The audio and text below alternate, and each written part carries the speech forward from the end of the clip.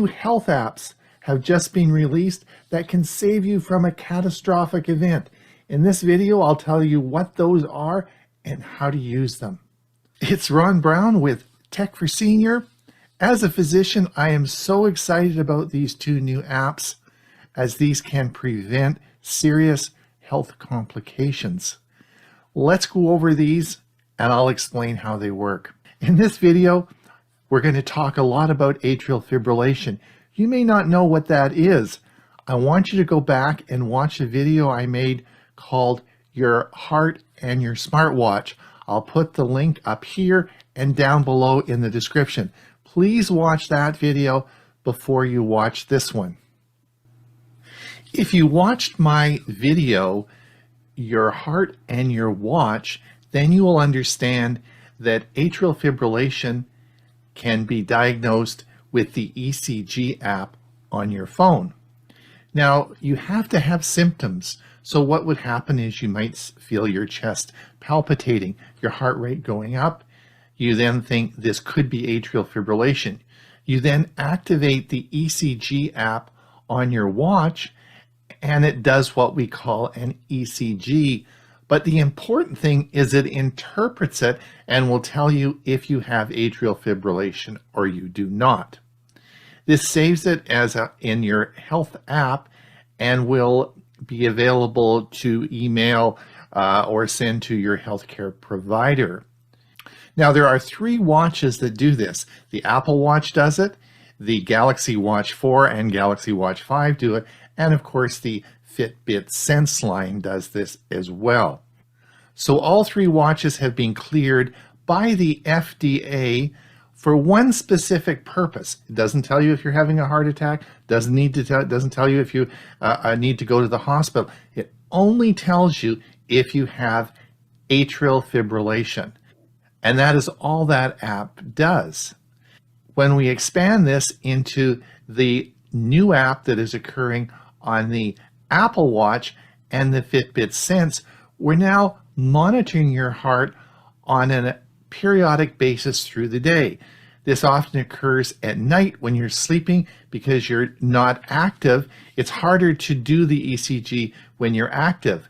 But periodically, both these watches are going to sample your heart rate and notify you if you have any periods of atrial fibrillation.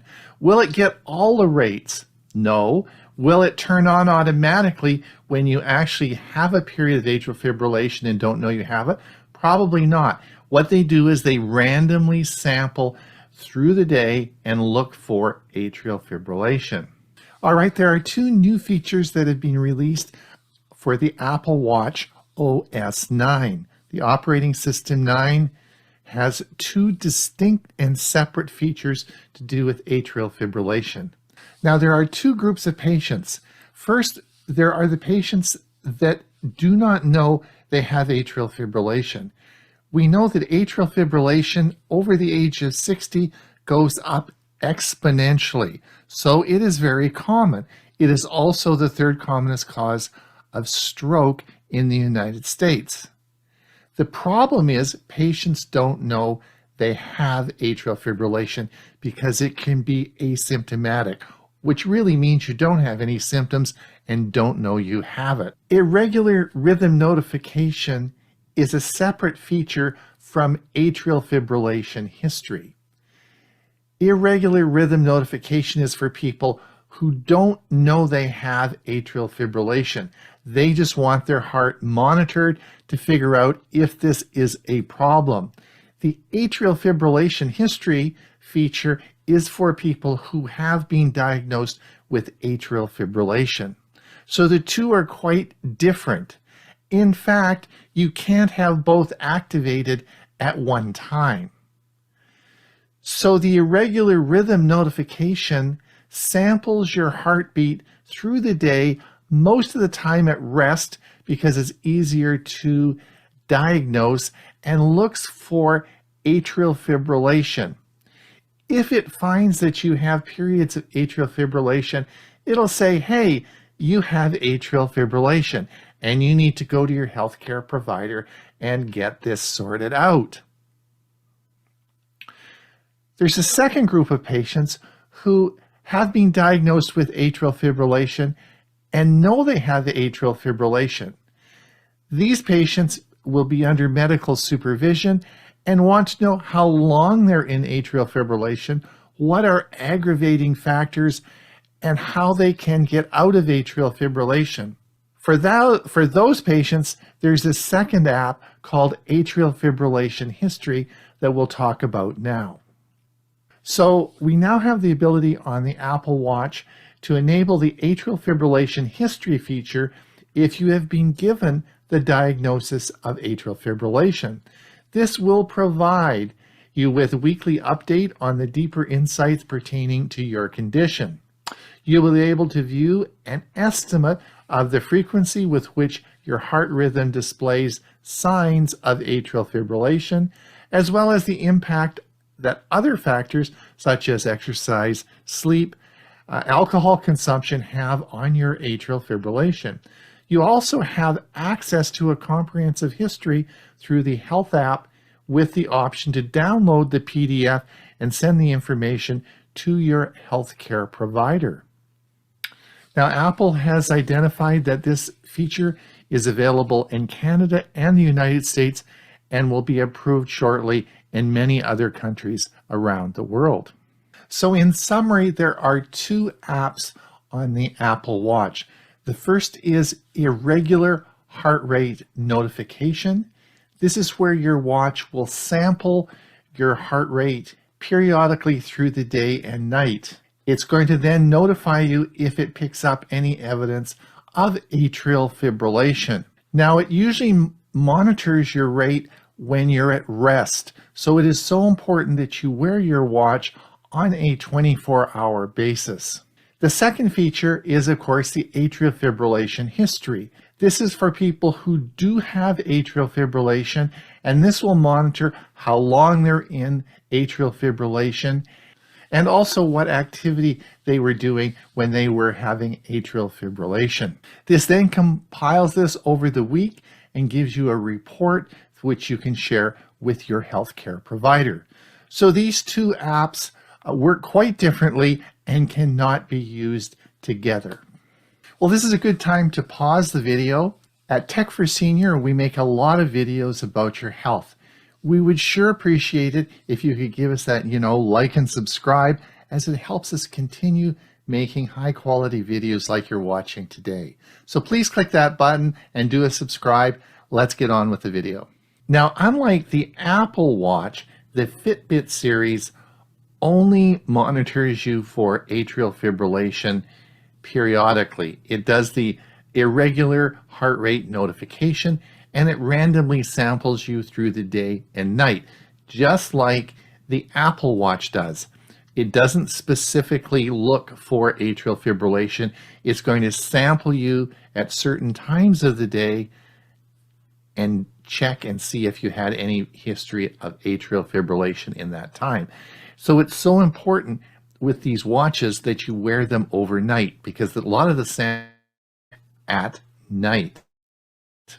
One of the big advantages of the Fitbit app, 2021, when Fitbit did their big study with 500,000 people to look for atrial fibrillation, they used pretty much the whole Fitbit line. So the irregular heart notification on the Fitbit line will work with most Fitbit watches. That is really a big factor here. And I will put in the bottom notes all the watches that it will work on. Now, this is simply an app upgrade on your smartwatch. So you need to go to the Fitbit app and see if there is an update. And if there is, then the update will ask you if you want to activate the irregular heart rhythm notification. And I'm going to show you how to do that in just a minute. Once it's activated, then it's periodically going to check you through the day and night and notify you if there's any episodes of atrial fibrillation. But as I said earlier, this will work on not just the Fitbit Sense, which does the unique ECG. This actually will work on the whole product line, which is really great. So let me show you how this all works out. When you update the Fitbit app, you'll be presented with this menu, irregular rhythm notification. If you have a prior diagnosis of atrial fibrillation or are under the age of 22, then you're not allowed to use this app. This is an app that you will use if you are asymptomatic and looking for atrial fibrillation. This is going to do the periodic monitoring of your heart as I outlined in the previous section. Let's complete the application process. Verify eligibility. Let's put your date of birth and whether you have a history of atrial fibrillation. I qualify, have completed this, and agree. So I click the I agree, and then it discusses how the app works. I'll click next. And what to do if you receive a notification. Well, we've read that and we'll turn it on, and there's 4 things to note. If you don't get notification, it's still possible to have atrial fibrillation. Some people with AFib don't experience symptoms, and of course Fitbit is only checking for atrial fibrillation, not a heart attack or stroke. All set and you're done. Just click that. Now it gives you more information about the atrial fibrillation app and how it works. And you're all done. Well, it's Ron Brown with Tech for Senior. I hope you enjoyed that video. If you do have the Apple Watch or the Fitbit Sense series or any of the Fitbit line, please activate those apps and see if you have atrial fibrillation. This is particularly important if you're over the age of 60 because we want to prevent that stroke from happening. We also make a lot more health videos. If you want to watch these, they're on our Tech for Senior channel. Till we see you again, have a great day. We'll screen this and start. Tech for Seniors present the website of the week with Hewie Poplock. Please like this video and subscribe to our channel. Website of the week number 15. I'm Hewie Poplock. Tell your story with illustrations using Blush.Design. Tell your story with illustrations. Easily create and customize stunning illustrations with collections made by artists across the globe. Try it. It's kind of fun.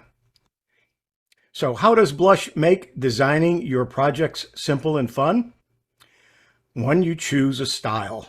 Choose a collection from multiple styles and themes made by artists around the world. 2, customize the art. Play around with variations until you create the art that tells your story. 3, use on your design. Download a PNG or an SVG of your creation and use it in your web app, presentation, or any project you want to bring to life.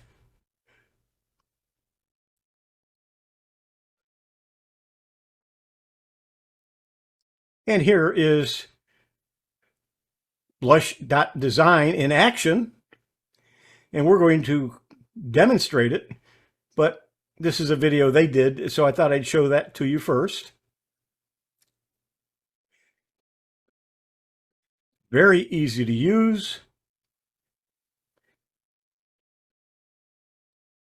Blush.Design is free, and you get unlimited downloads, and you can save up to 5 designs for reuse, but you can use it all you want. And if you want to go with the Pro plan, and that's per year, it's $12 a month. If you do it by the month, it's $20 a month. But the free should do what most of you want to use it for. So let's go to the website and try Blush.Design. We're on the home page right now. As we scroll down, we can see that we can try new collections or from the community. First of all, though, I am signed in. I created an account, a free account, but you don't have to. But if you want to create an account, all it requires is a username, which would be your email address, and a password. They don't ask for any other information. So I can try new collections and I can try from the community. Try the new collections first. We're going to look at one section. Right now I'm going to go to the avatars. And what you can do now is create an avatar. And let's take this default right here, and it gives us an avatar. But it certainly doesn't look like me, and it may not look like you. First of all, we can change the hair.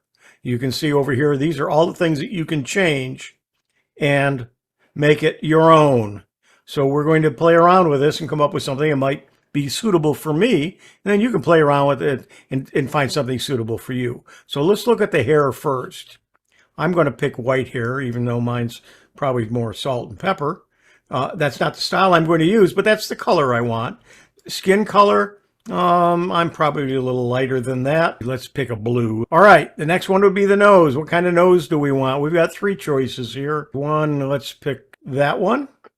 And then for the clothing, what do we want? Well, I could have a bow tie. We can have female clothing, young people's clothing. I'm going to pick the tie.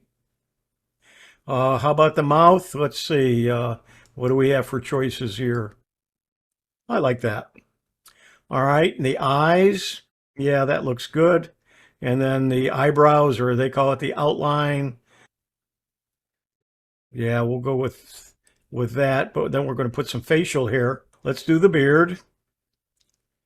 And now we got to change the hairstyle. Now that's not quite me. That would be better.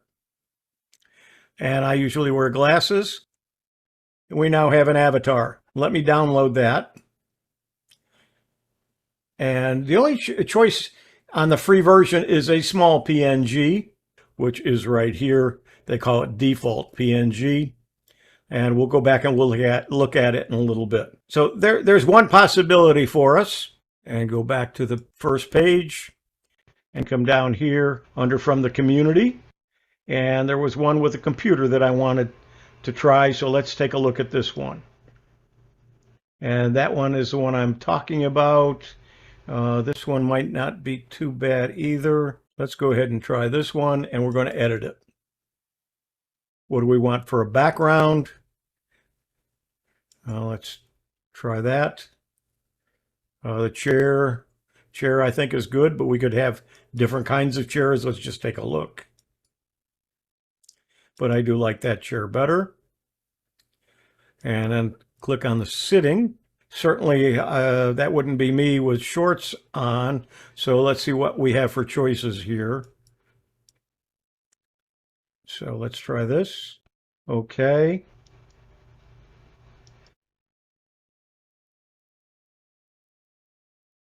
Okay, and what about the hair? Certainly is not my hair. That looks good. We have different facial expressions.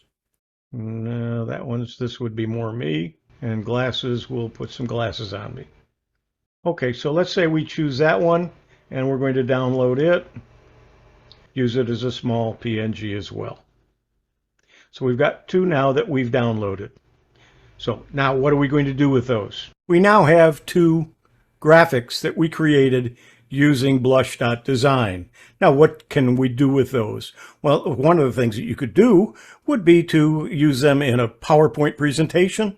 Another might be just to have them in some kind of documentation that you're doing, but it gives you the ability to use your own graphic rather than try to find one online. Let's create a signature for our emails.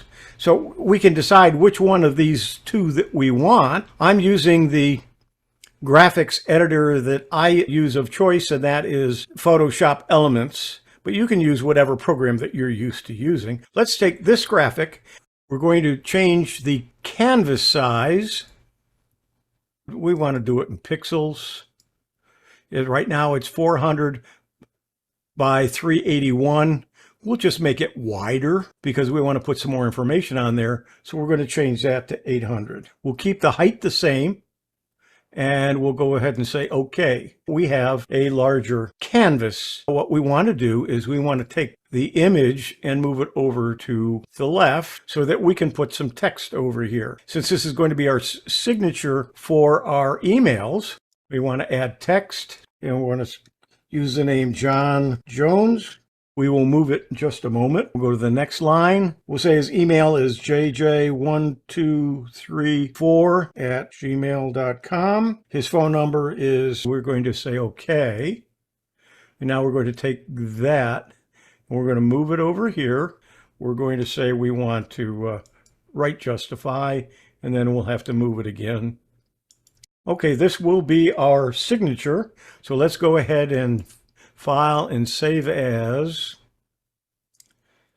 We're going to save it to the desktop just so we can find it quickly. We're going to call it John Jones Signature. We'll save it as a PNG, and we have our graphic for our signature. How to set up a signature in Gmail is another lesson, but let's take a look at having it set up. I hit compose. I'm ready to have a new message, and my signature is already there with that graphic that we got from blush.design. This has been Website of the Week number 15. I'm Hewie Poplock.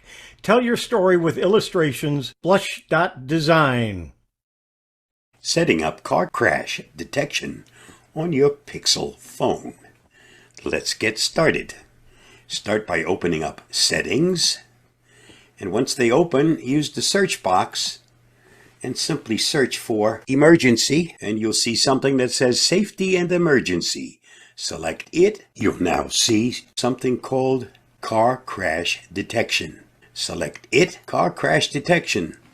This helps your car detect when you're in a severe accident, and it can report your location to 911, something that's available in my Pixel phone and something that I think everyone should have turned on if their smartphone allows that detection. So let's select it as on, and this tells you that Pixel uses your device location, motion sensor, and ambient audio to detect a car crash, even when the app is closed or not in use. Keep in mind, Pixel may not be able to detect all crashes and might impact activities, and high impact activities may activate car crash detection. So if you have a severe fall or slam your phone against the wall, it's possible that it would detect it as a car crash. If you need help, does it really matter? Select OK. Car crash detection is now turned on. Let's try a demo so you know what it's like if this should happen. Hit the start button.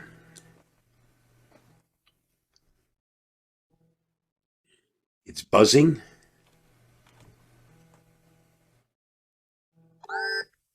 Car crash detected. Say, emergency, to call 911 now. Otherwise, say, cancel. Cancel.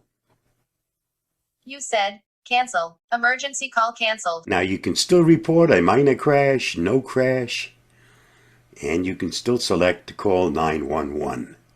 With this turned on, gives you some extra peace of mind and a way to protect yourself if you should be involved in a car crash. Stay safe, stay secure. I hope that helps.